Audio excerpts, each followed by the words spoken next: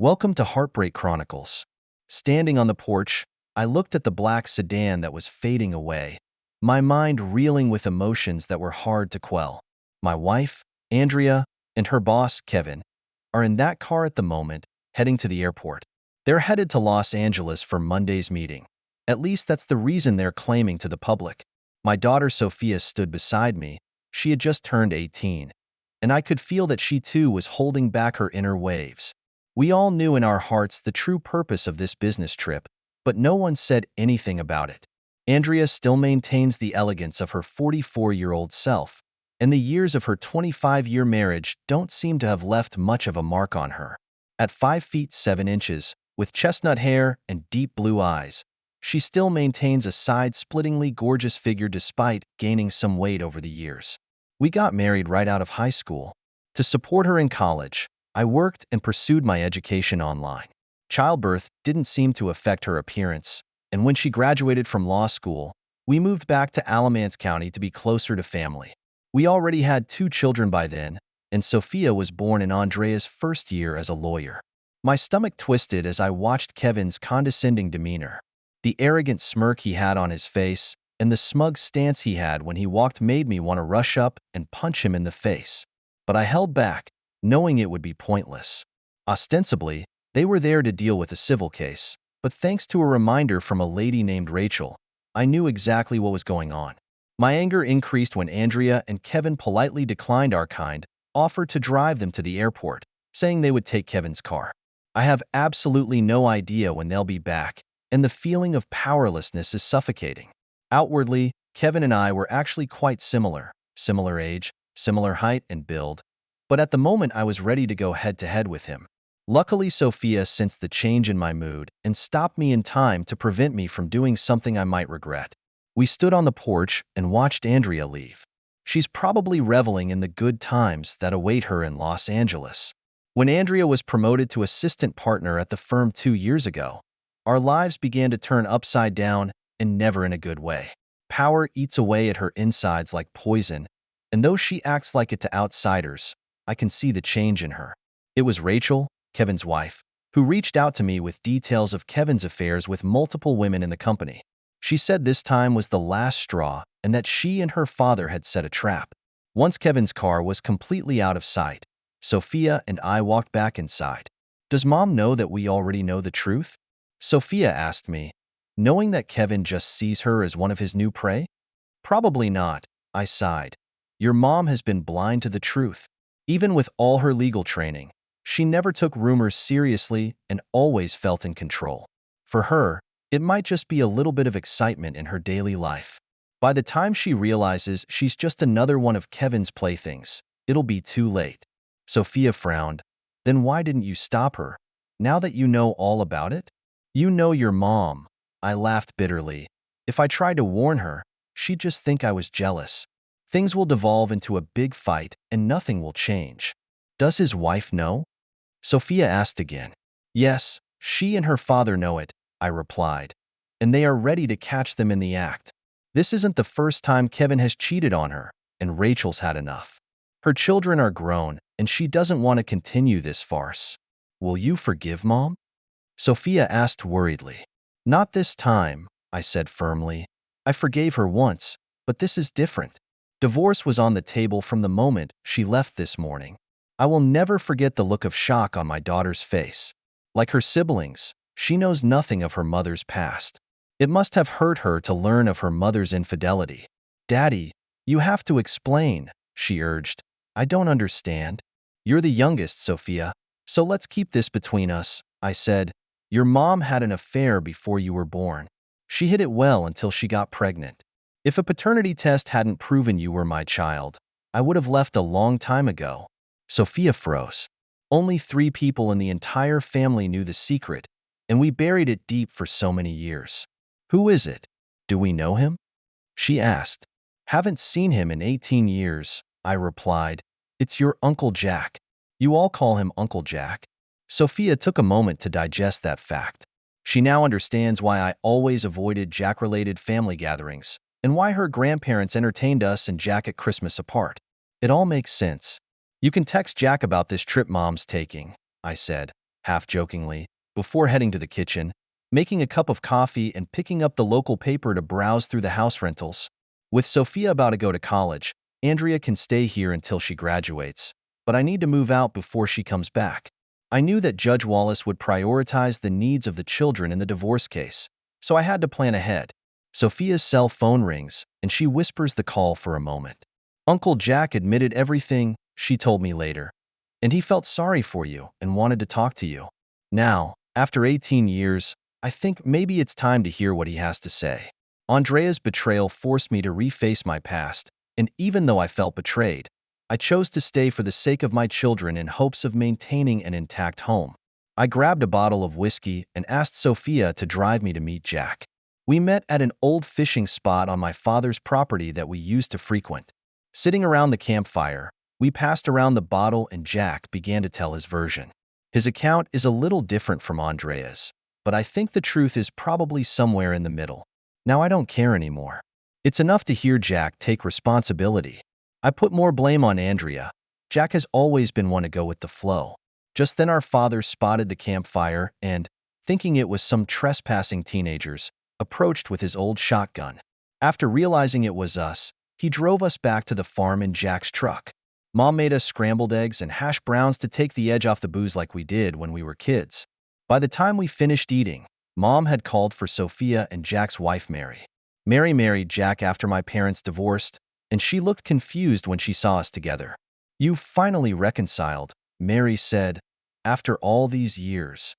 We should know what caused the rift in the first place," I was about to say, but Jack touched me with his elbow, just like he did when I was a kid, signaling me to keep quiet. Jack has always been better at dealing with adversity, but this time I was wrong. "Marcus and I," Jack confessed, "had an affair while Andrea was pregnant with Sophia." He admitted it was all his fault, that he was so immature and stupid at the time. My brother, who has always been more sensible, found out about it and has treated me like I'm dead ever since. Hearing the truth of his brother's antipathy, his father exclaimed, "Damn it, if I were Marcus, I'd have gotten rid of you a long time ago. What made you tell the truth?" Mom asked. "Andrea flew to Los Angeles with her boss Kevin," I explained, "and they only booked one hotel room, which raised suspicions. Kevin's wife Rachel has hired a private investigator. Sophia knows what's going on, but it's hard for her to watch her mother get so excited about this trip." "I should have let you teach him a lesson, Daddy," my daughter said, meeting me on all fours.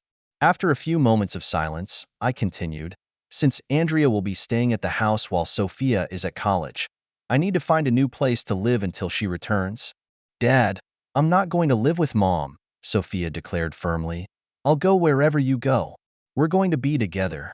Sophia inherited my stubbornness. She does what she says she's going to do. Whatever happens next, I know she means it. "Come upstairs with me, Sophia," Mom said, and the two left together. By the time they returned, we had a new plan. "We are staying at my parents' house for the time being, and only need to bring essential clothing." On the way home, Sophia challenged me. "You have to stop excusing Mom," she said. "We're all grown up." The fact that she knew exactly what she was going to do in Los Angeles and thought she wouldn't be found out says a lot about how she sees us. When we got home that Monday night, we slowly began to move out our belongings, each of us taking our most cherished objects: my rocking chair, her vanity, the television. Andrea stayed in touch all week, albeit slowly.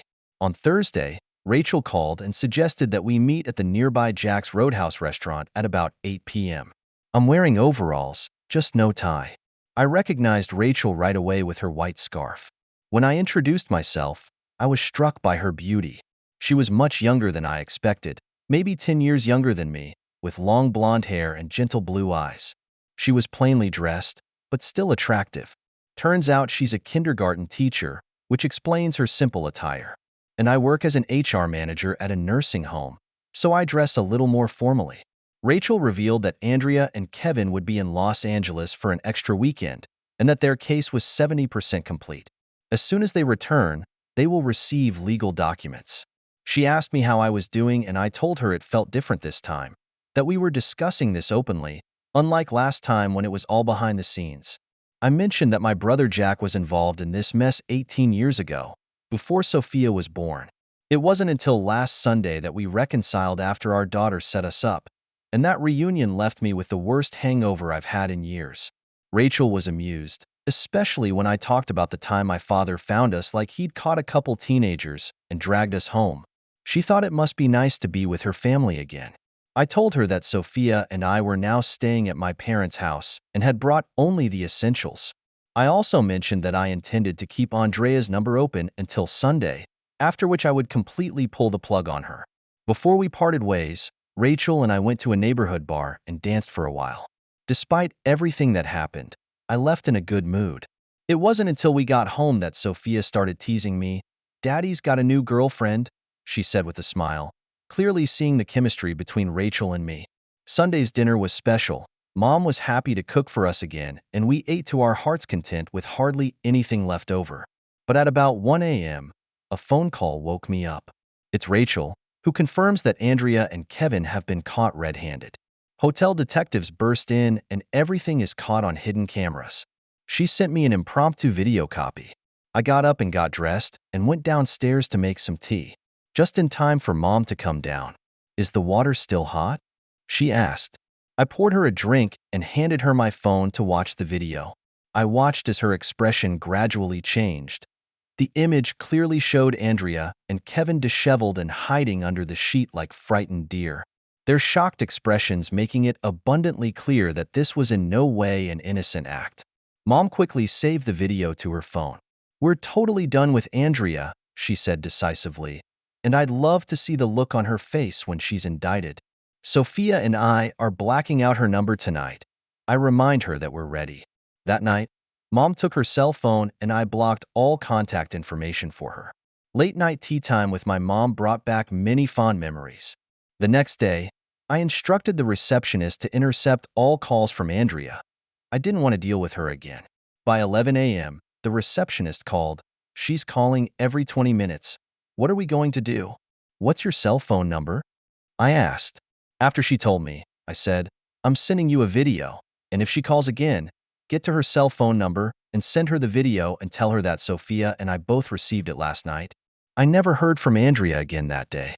Before the end of the shift, the receptionist confirmed, "I did what you told me to do," and she saw the video and never called again.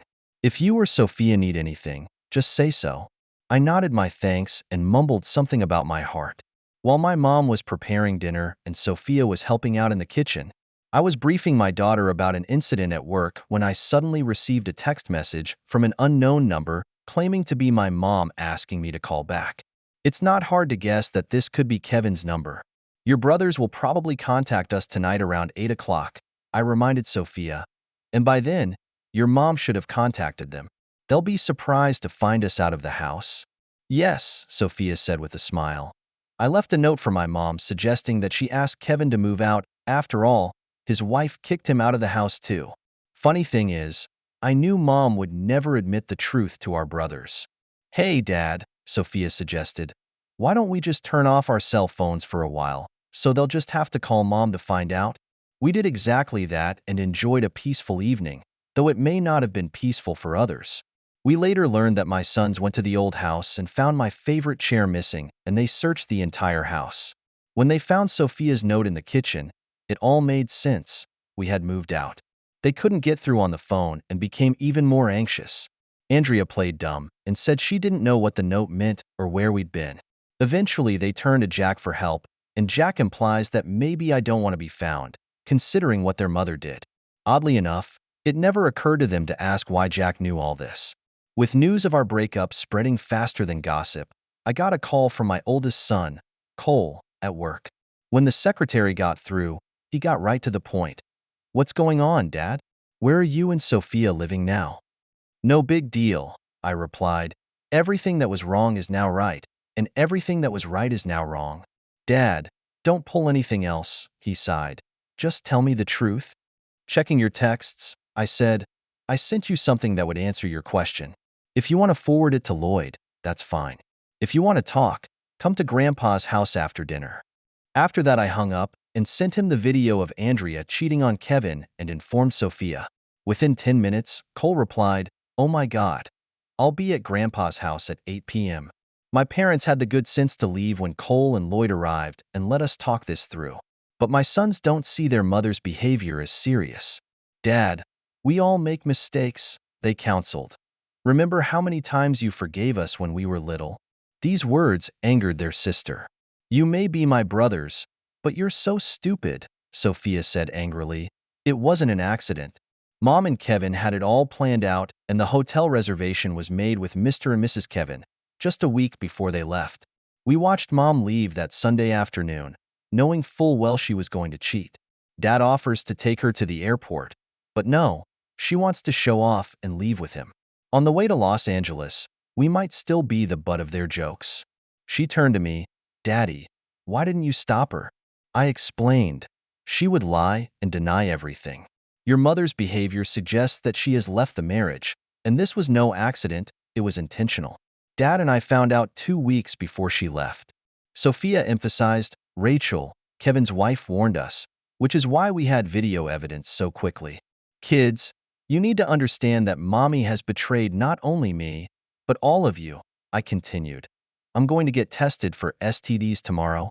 Seeing their shocked expressions made everything clear. I can't say for sure if she had any other lovers, and this may be the first time she's been caught, but her frequent business trips make it suspicious. Dad, you can't be serious, Lloyd protested. Mom can't have another lover. Based on what we already know, I countered. Can we still trust her to tell the truth? I left them to pour coffee and let them digest the information. My parents, who were listening, agreed with me. You handled it wisely, Marcus, Father said. Considering her job and all the traveling, she probably does have other partners. Mediation, business travel, I added. All of these offer many opportunities. A phone call interrupted our conversation, and I stepped out onto the porch to answer it. Hey Rachel, what's up? Rachel told me about her recent conversation with Kevin. It didn't go well, she said. He still doesn't understand why I want a divorce. He thought I should move past it, but I made it clear that I didn't want him in our daughter's life anymore. That's when he realized how much damage his actions had caused. They'll be back on Thursday to take care of everything. I've blacked out Andrea's number, and the receptionist refuses her calls. I even sent her the video you gave me to let her know we both know. Rachel added, Kevin's stuff is in the garage waiting for him to pick it up, and I've changed the locks. We chatted some more before saying goodnight. I went back to the kitchen and my family was waiting for my next move. I'm taking tomorrow off, I announced, and have a lawyer appointment at 9 a.m. I'm going to make sure they get an indictment as soon as they land. Seeing the tears welling up in my son's eyes, I knew they finally realized the gravity of the situation. Andrea felt like an outsider in that empty house. After a full day of hostile treatment, both she and Kevin were persona non grata. Her husband, Marcus, and his lawyers are suing the entire firm. And Andrea can't fathom how Marcus found an ex-employee to represent him, someone who could never have been a partner under other circumstances. It's not just a lawsuit. It's shocking that Marcus has found someone who knows all the legal tricks of the trade, which puts them at a disadvantage from the start. After making a strong cocktail, Andrea sat down and began to read the divorce papers. Reality hit her hard. Marcus and Sophia had known about her and Kevin's plans when they set out for Los Angeles. Now she had to face the end of her marriage with remorse in her heart. She texted Marcus and Sophia, hoping to buy some time, thinking that if Marcus calmed down, they might still be able to talk. But Cole's words echoed in her head, and her behavior now seemed so hypocritical to everyone. While sorting through the mail, Andrea found a letter from the county health department indicating that she had contracted an STD. She broke down, tearfully realizing that this nightmare was only going to get worse. Those past encounters on her business trips will now make her family think less of her. Meanwhile, Kevin sits in a dimly lit bar on the outskirts of town drinking away his sorrows. Rachel has filed for divorce, and as he looks back over everything, he doesn't even notice a man quietly sitting down next to him. Suddenly, chaos erupts, and in the confusion Kevin is punched in the face 3 times. The assailant's words reveal Marcus' resentment and make him realize why he was attacked. Back at my father's farm, I was working in the barn this Saturday afternoon when my oldest son, Cole, showed up unexpectedly. After consoling his troubled mother Andrea, He insisted that I should accept her back for the sake of family peace, even though her behavior had done so much damage. Realizing there was no point in arguing, I let him finish. Cole, suppose you were married, I began, and you found out your wife was cheating on you, would you still give the same advice? His silence said it all. I continued, you're telling me to accept someone who betrayed me. Does that mean you think I'm insignificant, something to be trampled on? Seeing the shock on his face, I said, if you can't respect my decision, then don't come. I left him standing there, knowing he needed time to digest what I had said. He turns to his Uncle Jack for advice. Jack admitted, Cole, your mother was actively pursuing me, and I was attracted to her, which led to the separation of your father and I for 18 years. There's two sides to every story. Your dad's right. The STD that your mother contracted and that she brought it home shows that she doesn't care about what your father did for the family. Get this over with before you lose your father forever. On Monday morning, the mood was jubilant at the law firm where Andrea and Kevin worked. My lawsuit was dismissed and they regained their footing, praised for the successful settlement of the case. Despite being injured in a bar brawl, Kevin kept working, sharing the experience privately with Andrea. Later that day, as I walked out of the nursing home where I worked, I found Andrea waiting by my car. She looked exhausted and defeated. Come on, Andrea, she snapped. Kevin has enough headaches because of that revenge scheme of yours. I don't know what you're talking about, I replied calmly. He was beaten, she insisted. And the man said he was a friend of yours and said we deserved it. I couldn't help but laugh. When I calmed down, I said, if I knew who did it, I'd buy him a whiskey. Your lover got away with it. If it had been me, he'd be dead. Just then, I got an urgent text from Rachel asking me to come over immediately. I quickly said to Andrea, get a lawyer and get the divorce finalized. With that, he drove off, tired of her lies and manipulation. When I arrived at Rachel's house, she looked upset. What's wrong? I asked. One of your father's friends hit Kevin and used your name, she explained. I couldn't help but laugh, which brought some relief to Rachel's face. Aren't you angry? She asked. No, I replied. I only wish I knew where he lived so I could send him a bottle of whiskey. Rachel smiled and I hugged her briefly. Before I could apologize, she surprised me with a soft kiss on the cheek. They're all inside waiting to talk to you, she said, taking my hand and walking into the kitchen. Her two daughters, Lily and Amy, poked their heads out of the room, and I gave them a mischievous wink, which they responded to. Rachel's father, a tall, imposing man, greeted me with a smile. I held out my hand and said, if I may, I'll send you a big bottle of whiskey to show my appreciation. He held my hand and added, think twice before you do anything. My father's advice helped me a lot when I was young. After the tension eased, we formally introduced ourselves to each other, and soon he would be bringing his grandson home. That leaves Rachel, her daughters, and me. The girls excitedly introduced themselves and told me their favorite restaurant was a pizza buffet called Papados. I squatted down and asked, do you want me to buy you and Mom dinner there? They eagerly agreed, probably because my casual attire made them feel at home. Give me a minute to call and tell my mom I won't be home for dinner, I said with a smile. At the restaurant, Rachel's co-workers waved to her while she goes to get more pizza. At this point, Lily turned to me and asked, are you Mom's boyfriend? I smiled and replied, I'm just a friend of hers. Have you guys ever dated? She trailed off. Not yet, I snorted. I need to get permission from some special people first. Whose license? Amy asked curiously. Yours and your sister's, I said, making them giggle. They laughed and said, you can date because Mom already said she likes you. By the time Rachel returned with more food, we were all in a happy mood. Amy asked if I could get her dessert, and after dinner was over, I thanked them on their doorstep. The girls scurried inside to get ready for bed, and I was about to say goodnight and leave, but Rachel called to me from the steps. She leaned in and kissed me, and I couldn't help but respond. My daughter said you were asking me out, Rachel said with a smile. Lily misunderstood, I explained. But when you're talking to your coworkers, I do think about it. We sat on the porch like teenagers and talked about how we felt and what the future might hold. As September draws to a close, We planned to take the girls to the town fair next Saturday before deciding on our next step. It was almost 10 p.m. when I returned to my parents' farm. Upon entering, Sophia immediately noticed my pleasant mood. "It looks like Daddy has a big smile on his face," she observed. "That meeting must have been important." I told my parents and Sophia what happened that day. Dad thought it was ridiculous that Andrea asked me not to bother Kevin. On Friday, my attorney launched a new lawsuit against the firm, with 3 senior partners joining 16 women in filing charges, and the indictment was delivered directly to the partners' homes. 3 of them were forbidden by their spouses to return to their homes. Linda O'Neill, my attorney, was relentless in gathering information, including finding out who Andrea's divorce attorney was. Mom even sent emails to Andrea's relatives telling them how Andrea and Kevin were being sued, revealing that this wasn't the first time Andrea had cheated on her while on a business trip, and mentioning my STD test results. As I was getting ready to pick up Rachel and the kids for the fair, Sophia said, "You really like Rachel, don't you, Daddy?" I admitted, "Since the divorce began, your mom and many of my mutual friends have distanced themselves. Rachel and I have built trust because of our shared experiences.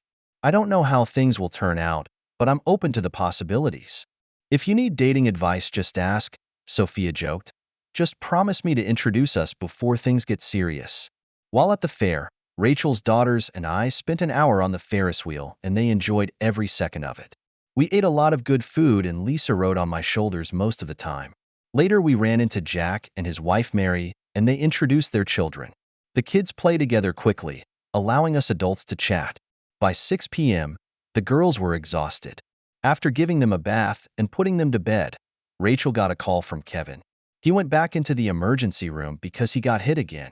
Rachel assured him that I didn't do it this time because I was at the fair with her and the kids all day. Kevin was not happy to hear that. I left Rachel's house around 9 p.m. knowing that our relationship was moving to a deeper level. On Sunday afternoon, I picked up Rachel and her daughters and went to Jack's house with them. My whole family was there, including Sophia, who brought her date. It was a big moment for Jack because it was the first time I'd been to his house since he'd gotten married. Mary warmly introduced Rachel and her daughters, who were quickly made welcome. Things took a turn for the worse when Cole pulled me aside. "Dad, I screwed up," he admitted. "I fell for Mom's manipulation. Uncle Jack and my coworkers told me the truth last week." "What did you learn from that?" I asked curiously. "When it comes to family issues," Cole says, "sometimes it's best to keep your distance. Whatever you do will probably only make things worse. They need to find solutions on their own, not on your timetable." "You're right, but it's hard because we both care," I admitted. "Your mom and I will talk someday, but not now. Just look at how she's been acting lately." Cole nodded. "Yes, her behavior says it all." "Look at Rachel," I continued. "She endured a loveless marriage until she felt ready to raise her daughters on her own. She showed patience, waiting for the right moment. Her behavior reflects her character. Your mother's behavior shocked Sophia and me. So cruel. She says one thing and does another.